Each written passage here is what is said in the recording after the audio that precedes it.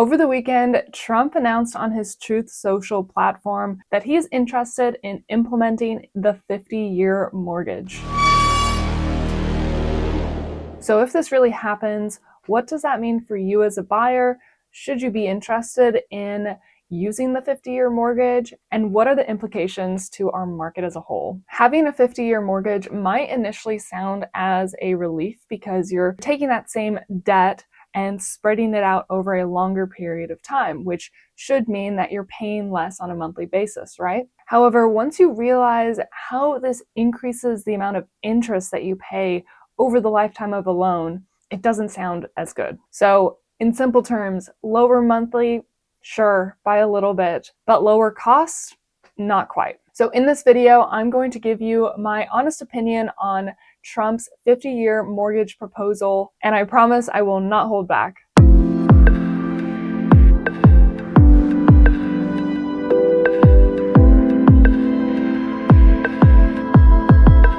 My name is Brigid Schlegel. I am your Austin, Texas real estate agent. I work primarily with relocators to the Austin metropolitan area, and I specialize a lot in newer construction homes. If you're considering a move out here to Austin, Texas, where everything is bigger, book a call with me down below and we'll get together one-on-one in a private consultation to discuss your priorities and what is the best strategy for your situation. Trump is proposing this 50-year mortgage in order to boost affordability. And quite honestly, if this happens, we will most likely see tons of more buyers flooding the market because in the short term, their monthly payment is going to look a good bit less, or at least a few $100s less per month than the 30-year or the 15-year mortgage. But what are the consequences to this? Is this really a good move for all buyers?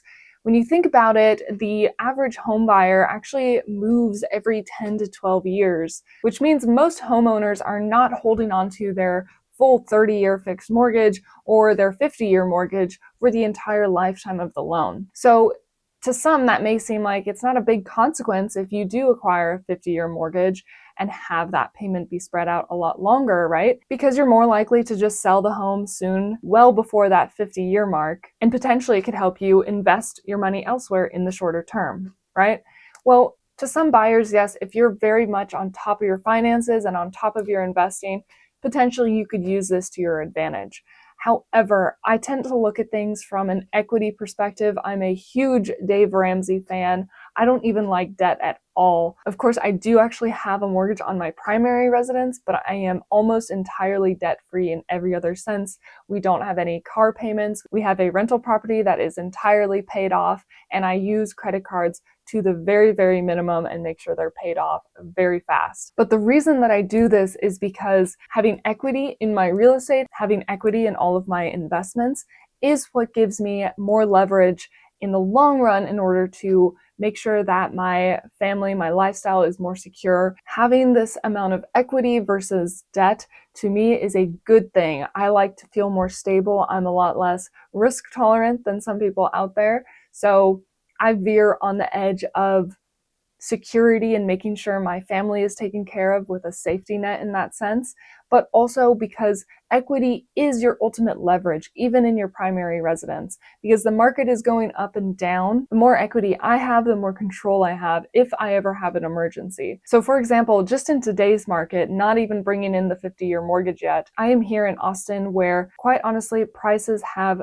drastically dropped since the earlier 2020 to 22 era. Here in Austin, we had such a big boom and so much new construction. Ultimately, our market did get inflated. Now what we're seeing is any seller who bought within the last 2 to 5 years may be struggling to sell their home if they really need to here in 2025 and looking into 2026. And the reason for this is their equity is oftentimes very low. If you picked up a mortgage, let's use this example. Say in 2022, you ended up buying a home here in Austin, Texas for $500,000 at a fixed 30-year mortgage with a 5% rate, but you only put 5% down at closing. Now, a lot of buyers, especially first-time home buyers, are often looking to put as little money down, and you see this all over the internet, videos teaching you how, telling you what you can do to put as little money down in order to buy a property.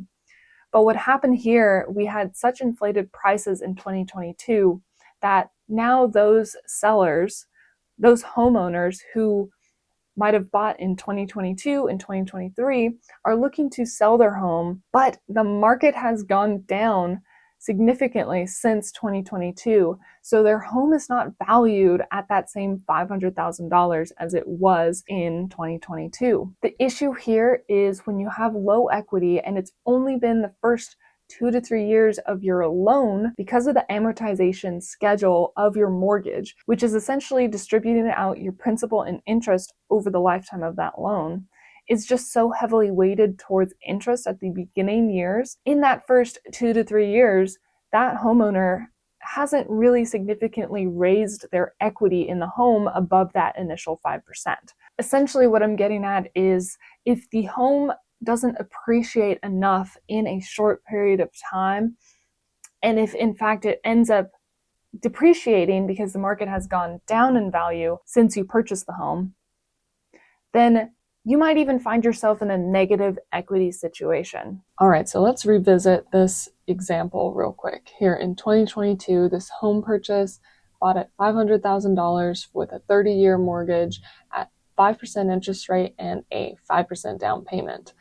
Your loan amount would be $475,000, and your equity with that down payment amount is $25,000 at closing. However, since 2022, some parts of Austin have seen upwards of 13% decrease in price, which means this exact home now would be worth around $435,000 in the current market landscape. That's a huge decrease. And over the last 4 years, you still kept paying your mortgage. It got your loaned amount down to $444,742. However, your equity in the overall home did not raise just because you paid off your loan. With these numbers, this means that in 2025, this homeowner would have negative equity of $9,742 in order to sell that home. And then when you start factoring in the other costs that a seller oftentimes accrues, which I'm putting a 6% there for oftentimes paying your listing agent and oftentimes the buyer's agent. Thankfully now this is a lot more negotiable, so not every seller is covering the full 6% anymore, but I'm rounding up to the higher amount just to be over-prepared for potential worst-case scenario, right?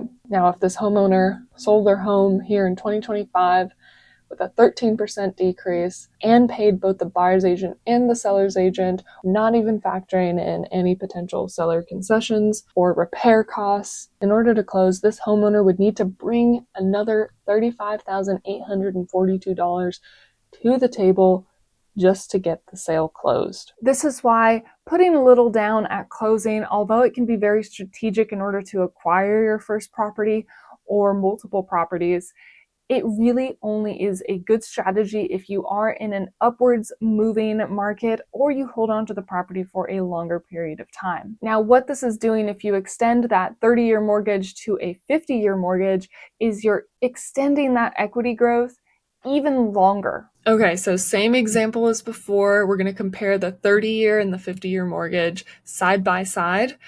Home value, you're purchasing it at $500,000 with a 5% down payment. Your loan amount is $475,000 with an interest rate of 5%, which is not as realistic in today's time, but giving it for a flat number here in this example, most likely you're closer to 6 to 7%, depending on if this is a primary or an investment property. But 30-year mortgage, you are looking at a $3,706.15 monthly payment.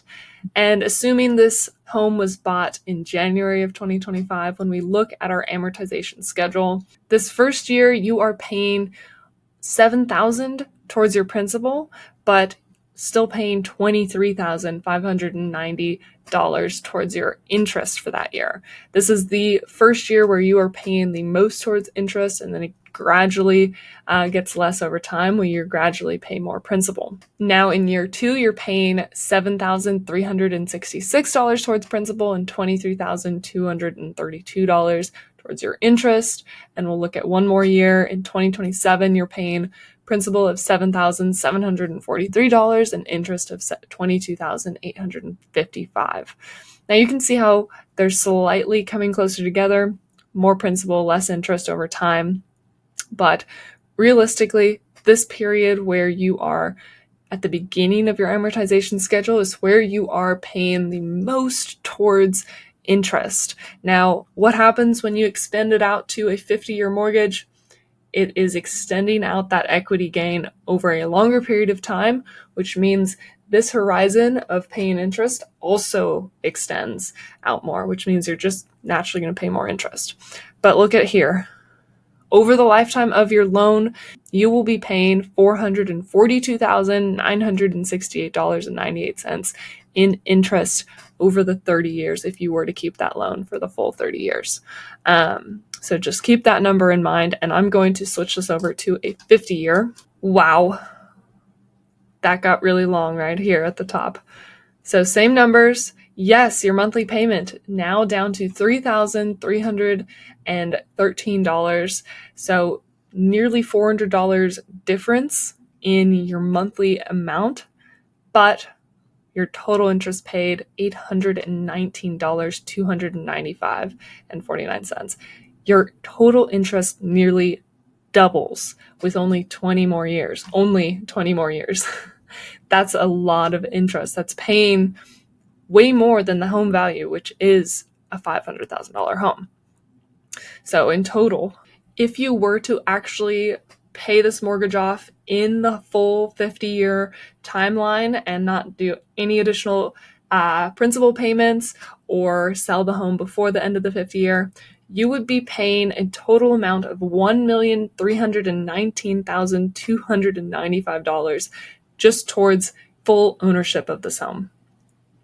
Crazy. But let's dig into this. So the first year, your principal payment throughout 12 monthly payments of $3,300, you would only have gained $2,185 of equity, and your interest would be around $23,700 that first year. Next year, you're still only gaining $2,297 towards that principal payment, your equity, and still paying $23,588 towards interest. And now in 2027, still only gained $2,414 towards your principal and are still paying $23,471 towards interest. Wild. Absolutely bonkers. Now, again, when you think about it this way, $475,000 loan, that means you only have $25,000 of equity when you purchase the property. Now, in 3 years, $25,000, let's add this up. So in 3 years, you will have been making payments every month and you will have spent $159,000 towards your home, but only have equity at $31,896. You started off with $25,000 and now you only have $31,000 in principal, your equity essentially. So in 3 years, spending a monthly payment of $3,313, you will have spent an entire $159,000 towards your home, but only gained a little more than $6,000 towards your principal. Let that sink in. That's disgusting to me. Sure, there are some people out there who can leverage this loan type to their advantage. They're responsible financially and they know how to use debt as leverage in the right way. But for the average homeowner who wants to grow their equity, who wants to be an actual owner and not a renter, that's insane to me. Spending $159,000 in 3 years, but only owning your home at $31,896. Like that's insane. Personally, I just have the belief that power and stability comes from ownership, not renting. I believe that ultimately this is not necessarily the best loan structure for the average home buyer or the first time home buyer, especially anybody who would be looking to move in the next 10 years even. Of course, we'll see what happens. This may drive a ton more buyers out into the market and help out the economy that way. It might end up boosting sale prices, and ultimately, if sale prices do come back up, especially in Austin, that will help with your equity. If you can't gain equity quick enough from paying your monthly dues, then you better be getting it from appreciation in the market. So as long as there's enough supply and demand going on, we can hope that the real estate market continues to trend upwards over the long term. Think about it this way. Would you trade $300 a month for 20 more years of dealing with debt payments? Share this with a friend who is in favor of the 50-year mortgage and let me know what they think after they've watched this video. Again, I am your Austin, Texas real estate agent. I look forward to hearing your feedback down in the comments below. Book a call with me if you're interested in learning more about the Austin, Texas market and would like a private consultation for a buyer strategy to move out here and find your forever home. Thank you so much for watching. Please don't forget to hit the like and subscribe button. And keep in mind that real estate isn't just about buying property. It is about building your legacy and building wealth for generations to come. I'll see you soon.